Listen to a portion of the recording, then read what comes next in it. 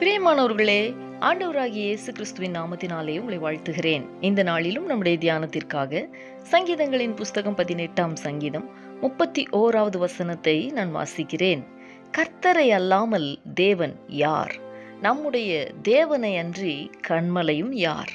எனக்கு அன்பானவர்களே, சங்கீதக்காரனாகிய தாவீது இங்கே 2 கேள்விகளை முன்வைக்கிறதை நாம் பார்க்க முடிகிறது. முதல் கேள்வி, கர்த்தரை அல்லாமல் தேவன் யார் என்பதுதான். ஆம், நம்முடைய தேவனாகிய கர்த்தர் ஒருவரே தேவன். அவரை போல ஒரு தெய்வம் இந்த பூமியில் இல்லை.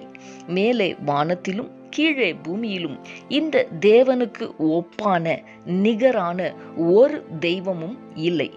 தெய்வங்கள் என்று சொல்லப்படுகிறவைகள், ஆராதிக்கப்படுகிறவைகள் எதுவும் இதுவரைக்கும் மரித்து உயிரோடு எழுந்ததாக சரித்திரமும் இல்லை, இனிமேலும் இருக்க போவதும் இல்லை. அநேகர் நம்முடைய ஆண்டவரை அறியாதவர்கள் தேவனால் உண்டாக்கப்பட்ட, தேவன் சிருஷ்டித்த சூரியனை, சந்திரனை, மரங்கள் போன்றவைகளை, உண்டாக்கப்பட்டவைகளை வணங்கி கொண்டிருக்கிறார்கள், ஆராதிக்கிறார்கள். 115வது சங்கீதம் 4 முதல் 8 வரைக்கும் உள்ள வசனங்களை நாம் பார்க்கும் பொழுது அவர்களுடைய விக்கிரகங்களை பற்றி அங்கே சொல்லப்பட்டிருக்கிறதை நாம் பார்க்க முடிகிறது.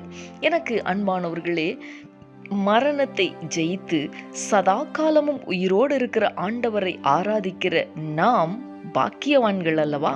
கர்த்தரை அல்லாமல் தேவன் யார்? ஒருவரும் இல்லை. ஆம், அவர் ஒருவரே தேவன். அவர் ஒருவர் மட்டுமே தேவன்.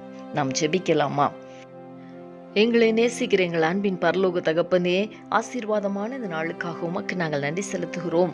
இந்த நாளிலும் கர்த்தரை அல்லாமல் தேவன் யார் என்று சொல்லி இருக்கிற வார்த்தையை தியானிக்க கர்த்தரை எங்களுக்கு உதவி செய்தீர். ஆம் தகப்பனே, உம்மை சேவிக்கிற நாங்கள் பாக்கியம் உள்ளவர்கள். உம்மை போல ஒரு தேவன் இந்த பூமியில் இல்லை. உம்மை போல ஒரு தேவன் ஆண்டவரே மரணத்தை ஜெயித்து சதா காலமும் உயிரோடு இருக்கிற ஒரு தேவன் இந்த பூமியில இல்லை. ஆண்டவரே, உம்மை அறிந்திருக்கிற எங்களுடைய பாக்கியமாயிருக்கிறது.